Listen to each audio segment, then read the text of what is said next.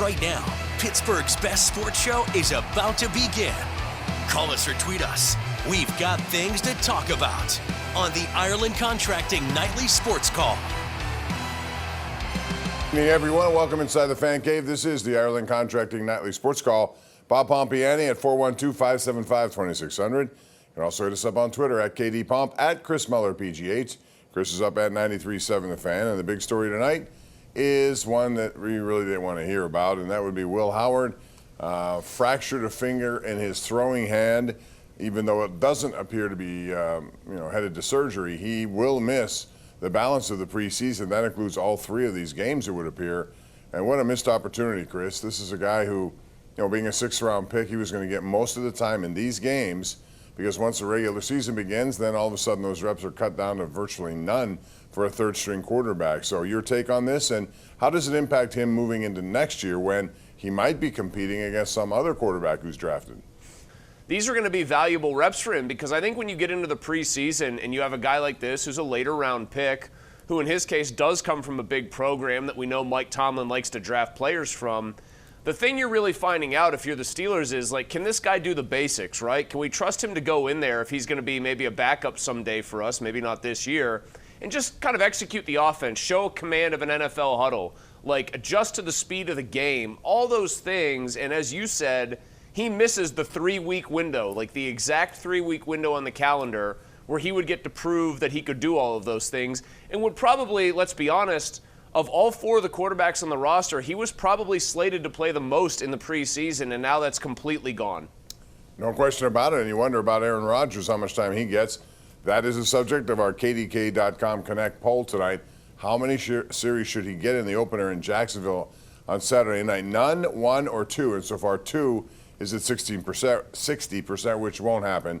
I'd be really surprised if we got more than one series, and that should be kind of an easy series. But I would think it would be important for him to get out there at least to start this game. Do you, Chris? Yeah, I'd like to see him play one series, and it can be a very safe series. Hey, we put you out there, you hand it off twice. Maybe your first play is a play-action pass or a quick game throw to somebody just to get the cadence, the timing of just being out there when technically somebody else is trying to stop you. Run the ball a couple times. If you go 3 and out, so be it. Nobody's asking you to go down the field 80 yards or whatever for a touchdown. If you get an extra set of downs, 3 more relatively safe plays. I just want him to get his feet a little bit wet here. They've gotten beaten up by the defense so much in camp, today notwithstanding.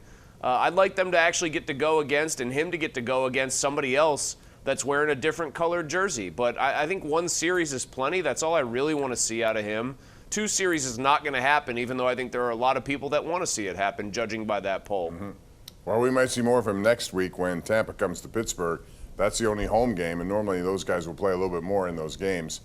I want to ask you real quick about Shedeur Sanders. He's going to get the start in Cleveland in the first preseason game. Everybody else seems to be injured.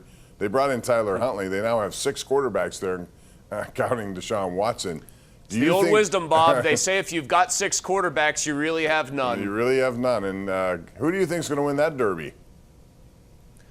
Well, Flacco, I think, is going to be their opening week starter in week 1. And then it's a real mystery to me as to whether or not he's going to hold on to the job long enough to be the starting quarterback when they meet the Steelers in what I believe will be week 6 of the NFL season at Acrisure Stadium. So I think Flacco wins the job. But honestly, I think if Kenny Pickett comes back and is somewhat healthy, there's a very good chance that we get the Kenny Pickett reunion game here in October, which will be, man, you think people foam at the mouth when they call into the Pomp and Joe show already.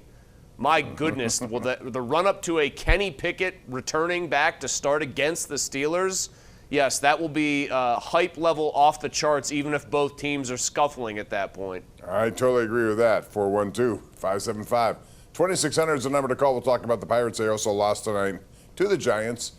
Call now. Get your opinions on. It's the Ireland Contracting Nightly Sports Call. We're live. KDKA Plus right here, right now. All right, welcome back. This is our Xfinity Tweet of the Night from Ian Rappaport, NFL Network, as we've discussed. Will Howard banged his throwing hand in practice, a fracture. And again, this is likely to be 3 weeks, which will take him all of the preseason out of play for him, and he was looking to get some playing time not only in this game against Jacksonville, but at Tampa next week when they come to Pittsburgh, and then the final one at Carolina. And even though those games are irrelevant, sometimes there still could be some roster battling going on, but in his case, an opportunity to just continue to get some reps. I want to ask you about Roman Wilson also, Chris, because a depth chart came out today. Not that I put a lot of stock in these preseason depth charts, but he is behind 4 other guys technically. He's number 5 on a season where I think a lot of people expected him to make a jump this year, at least be in contention to contribute.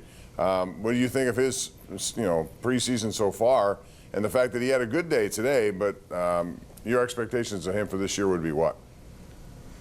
My expectations is that he occasionally works his way onto the field as a contributor or somebody that they feel comfortable targeting. I'm not expecting the world from him because it's essentially a do-over of his rookie year, and we have already seen it put on display that he and Rodgers have not yet found chemistry and timing, although today was absolutely an encouraging step in that direction.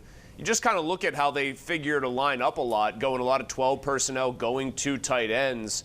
Don't you think there's a pretty reasonable scenario here where Darnell Washington's on the field a lot because he's going to be helping both tackles and they want him out there for the running game? And then they put DK Metcalf on one side and either Johnson or Warren in the backfield, and then Jonnu Smith's out there and they're trying to cause matchup problems. I think seeing 3 tight ends actually on the field, 2 of which will basically be receivers, and then DK Metcalf is going to be more common than people think. As far as Wilson's overall development goes, he's got to keep earning the quarterback's trust. I mean, we saw a guy with way greater pedigree than Wilson, Garrett Wilson, in New York, never mesh with Aaron Rodgers, even though he's one of the easiest going, young receivers in the league as far as personality. Roman Wilson's got to be on the P's and Q's because Rodgers is absolutely, even though it's all about fun this year, Bob, right? Yep. Very much having fun on his way out the door. If you're not running the right routes, Aaron Rodgers is not going to throw you the ball. That's why random guys like Alan Lazard and Randall Cobb have become favorites, because when he's the quarterback, even at 41, it's more about are you doing the things he wants you to do at wide receiver versus are you good in a vacuum by yourself?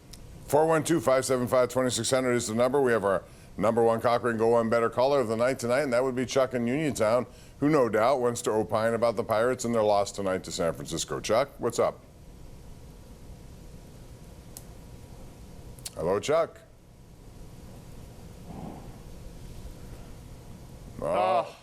Chuck had enough. It was a desultory loss that even Chuck just said, "I've had enough. I've had all I can takes, and I can't takes no more." That was a thrashing that they received. And you know what? I'll opine very quickly here, Bob. A lot of the talk and disappointment surrounding the trade deadline wasn't just about these perceived, and I think accurately perceived, middling returns in the Bednar deal, the head-scratching nature of the Falter deal. So Mike Bros did not have it tonight. 8-1, no offense whatsoever. Tomorrow they'll play at 12:35. And I have to wonder about Henry Davis. Again, that average is down to 165. He looks completely confounded there. They brought in yet another catcher during the trade deadline. It sounds like his career is going to be over before you know it here. He hasn't done anything. And I expected over the course of this season to see some improvement. It's gone backwards. Yeah, I thought there might be this very brief glimmer and flicker of hope when he came up from the minors and he looked like he had maybe figured things out. But again, I mean, look at the guy. He's gripping the bat like his knuckles are going to go white. If you or I are standing on the first tee at, I don't know, a course like Oakmont, and we don't want to hit one onto Halton Road, Bob, and we're gripping the driver like a 10 out of 10, we're probably going to hit a bad shot. I mean, there's just no relaxation. There's no trust on Davis's part of his own athletic ability. He seems to want to succeed really bad, and I think you know as well as I do that for some guys in pro sports, that can actually be the worst possible thing. Absolutely. All right, now let's do a mulligan here since you mentioned golf. On our number 1 Cochran Go One Better caller of the night, it'll be Don. Parts unknown. Hello, Don. How are you? Hey, Bob. How you doing tonight? All right. What's going on? Question about Will Howard. I understand he was drafted in the 6th round. I get that. He seems to have all the tangible things that you want out of a quarterback, and everybody's kind of poo-pooing him like, well, he's a 6th rounder. He's a 6th rounder. I mean, do we even hear of Tom Brady if Bledsoe doesn't get hurt? Opportunity is a big part of it, and that's kind of what I was hoping for him in this preseason opportunity. It's about the only one he's going to get, because as I said, when the season begins, he'll be healthy then, but he won't be able to get much rep at all at practice. So this was going to be big for him, and just because he's a sixth rounder doesn't mean he can't achieve something. I think Chris's description is a good one. More or less, just if you have a long NFL career, it could be a journeyman, it could be somebody who's a backup. It doesn't matter. You're going to make some nice money there. Look at Chase Daniel, all the money he's made in that role. So, you know, the bottom line is that nobody's ruling out the possibility that he can't be a starter. You know, I think it's a stretch to go franchise quarterback, but you never know, Chris.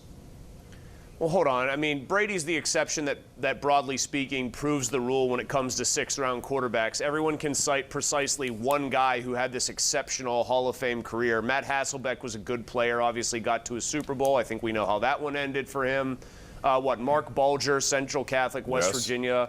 Of course, he was a sixth-round pick. Dak he Prescott, supplanted Kurt Warner. Fourth round. Well, Dak was a fourth-round pick. Right. But, I mean, sixth. Sixth is different than fourth even. Well, Purdy's Purdy's seventh. obviously a Mr. Irrelevant story, but he's in a system where some people, I don't agree with this, but they think it enhances him to this exceptional degree.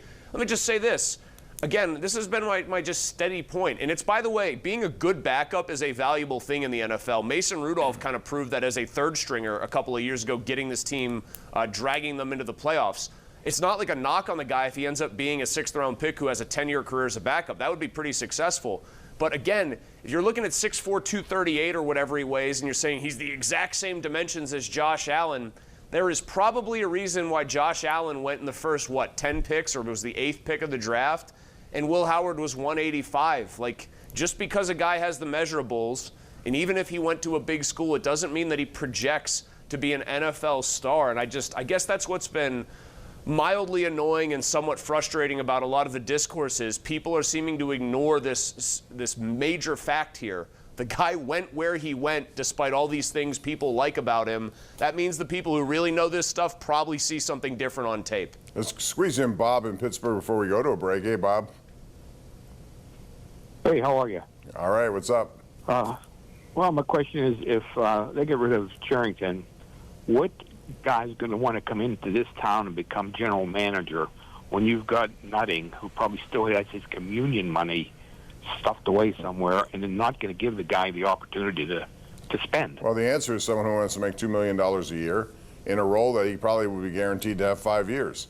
You know, and if you're willing to deal with the owner who's not willing to open up the, purse strings and bring more people in here, then you got a job that will pay you about $10 million in 5 years, Chris. I guess that's the only answer I can give you. Well, Ben Cherington was a World Series winner when the Pirates hired him, and he had obviously fallen on hard times in Boston and had ended up with Toronto, but there's only 30 of these jobs. I assure you, someone's going to want it. If somebody said, "Caller Bob, you're the Pirates GM, $2 million a year. Here's a 5-year contract at $2 million a year with incentives if the team finishes at a certain level," he would probably put aside his reservations and take the money, I suspect. Yeah. Also, let's be fair here very quickly. A guy named Neil Huntington took this job, was hardly perfect with every one of his moves, and built a 94, 88, 98 game winning team in 3 consecutive years. It is not impossible. It's very difficult, but it's not impossible. Ben Cherington's just making it look that way. We're going to take a break. We'll take it and come back with more. It's the Ireland Contracting Nightly Sports Call right here on KDKA+.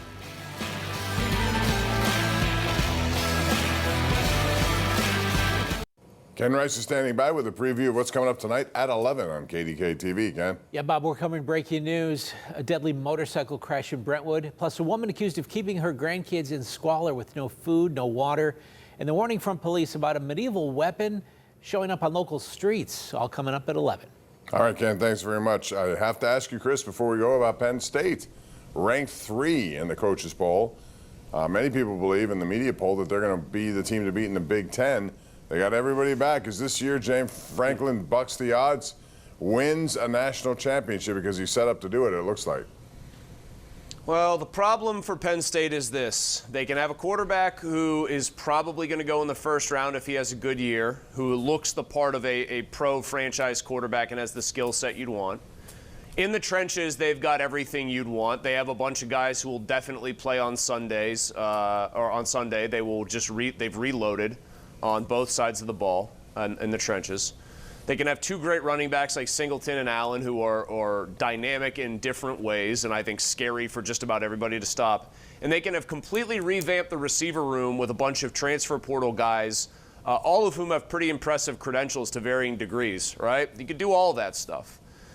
And you're still not going to get the benefit of the doubt from people like me, who've watched you stub your toe, who've watched Lucy pull away the football every time. Last year it was Notre Dame, and it was Penn State in a huge game where they, I think, had the advantage and were the slightly better team overall, just finding a way to lose under James Franklin. He's done an unbelievable job building them up to be where they are. I don't think even some of the most ardent Penn State fans will actually believe that they'll get there until they're there, until the clock reads 0 and they've won. But they won 2, and I know it wasn't exactly a murderous row of opponents with Boise State before that SMU, but they won those 2 games, and they were in position. So I think that may help them going into this. We'll see. And they're going to be favored in just about every game, maybe with the exception of Ohio State because they have Oregon at home.